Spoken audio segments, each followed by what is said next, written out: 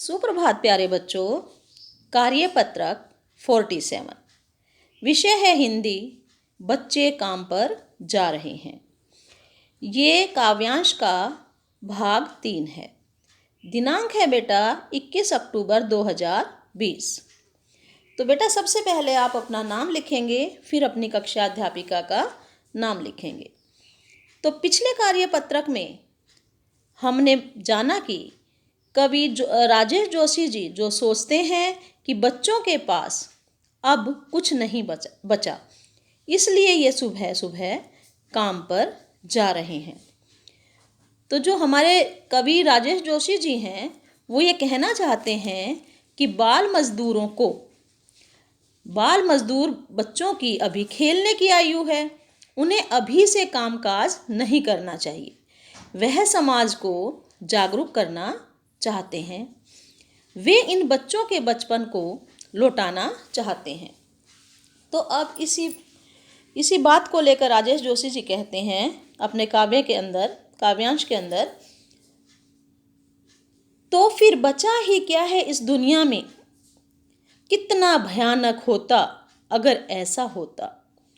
भयानक है लेकिन इससे भी ज़्यादा यह कि सारी चीज़ें हसब मामूल, पर दुनिया की हजारों सड़कों से गुजरते हुए बच्चे, बहुत छोटे छोटे बच्चे काम पर जा रहे हैं। तो बेटा ये एक काव्यांश है जिसमें जोशी जी क्या कहना चाहते हैं कि बच्चों के लिए क्या बचा है इस दुनिया में।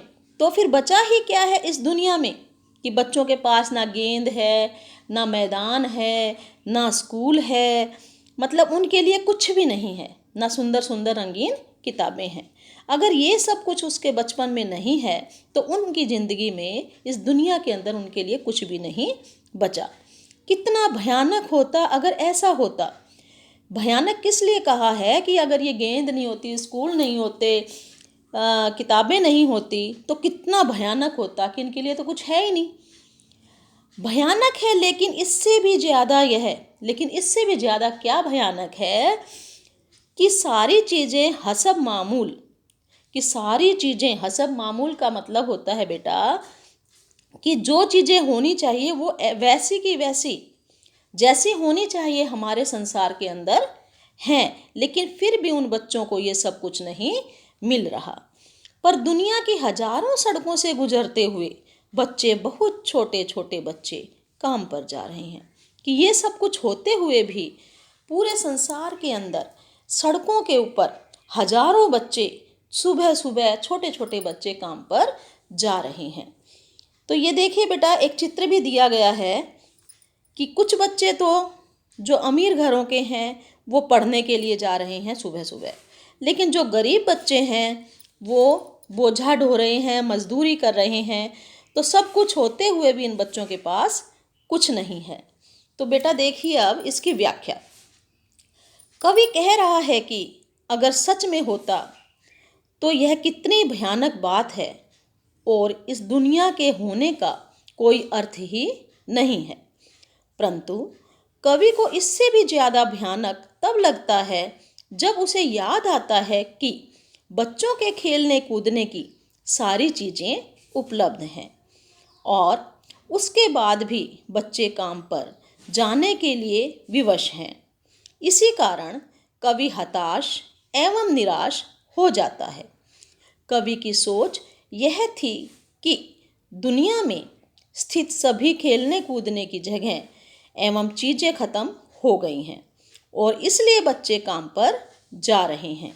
लेकिन जब वह देखते हैं कि ये सारी चीज़ें एवं जगहें दुनिया में भरी पड़ी हैं, तब उनमें चिंता घर कर जाती है, क्योंकि उन्हें यह समझ नहीं आता कि इन सारी चीज़ों के मौजूद होने के बाद भी आखिर क्यों छोटे छोटे बच्चे दुनिया की हजार हजार सड़कों से चलकर अपने अपने काम पर जाने के लिए विवश हैं।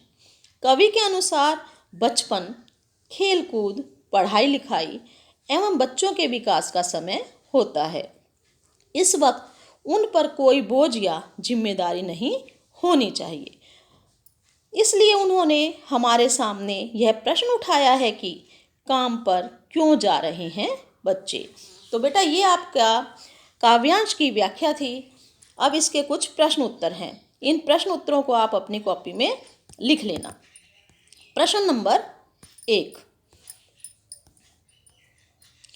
बच्चे काम पर जा रहे हैं, कवि को ज्यादा भयानक कब लगता है? बच्चे काम पर तो जा रहे हैं, लेकिन सबसे ज्यादा भयानक कवि को कब लगता है?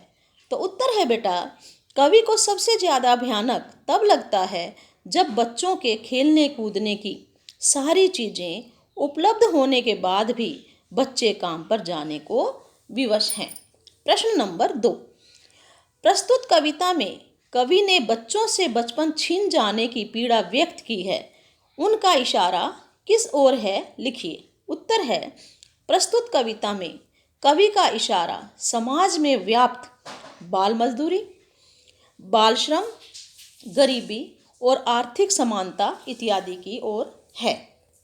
प्रश्न नंबर 3 है बेटा, अपने मित्र या भाई बहन के साथ बातचीत करके लिखिए कि सुविधा और मनोरंजन के उपकरणों से बच्चे वंचित क्यों हैं?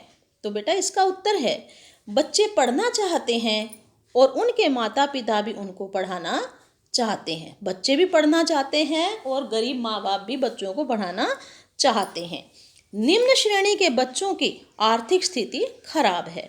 अपने परिवार का भरण पोषण करने के लिए वे आय का जरिया मात्र बनकर रह गए हैं। गरीबी, मजदूरी और आर्थिक असमानता के कारण बच्चे सुविधा और मनोरंजन के उपकरणों से वंचित हैं। तो बेटा प्रश्न नंबर 4, तो प्रश्न नंबर 4 आपका है, बच्चों का काम पर जाना धरती के एक बड़े हादसे के समान क्यों है? उत्तर है, आज के बच्चे कल का भविष्य हैं। यदि समाज में बच्चों की प्रगति पर अंकुश लगा दिया जाए तो देश का भविष्य अंधकारपूर्ण होगा।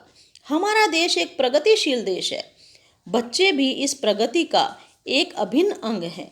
सभी बच्चे एक समान हैं।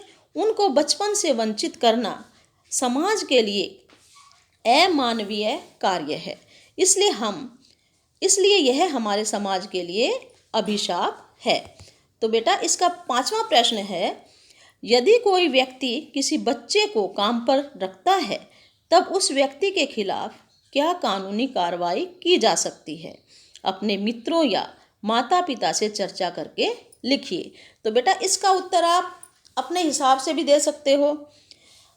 अब इसका उत्तर इस प्रकार से है, यदि कोई व्यक्ति 14 वर्ष से कम उम्र के बच्चे को काम पर रखता है या 14 से 18 वर्ष के बच्चे को खतरनाक व्यवसाय में काम देता है तो उसे 6 महीने से 2 वर्ष तक की सजा हो सकती है तथा साथ ही साथ 20,000 से लेकर 50,000 तक का जुर्माना भी हो सकता है।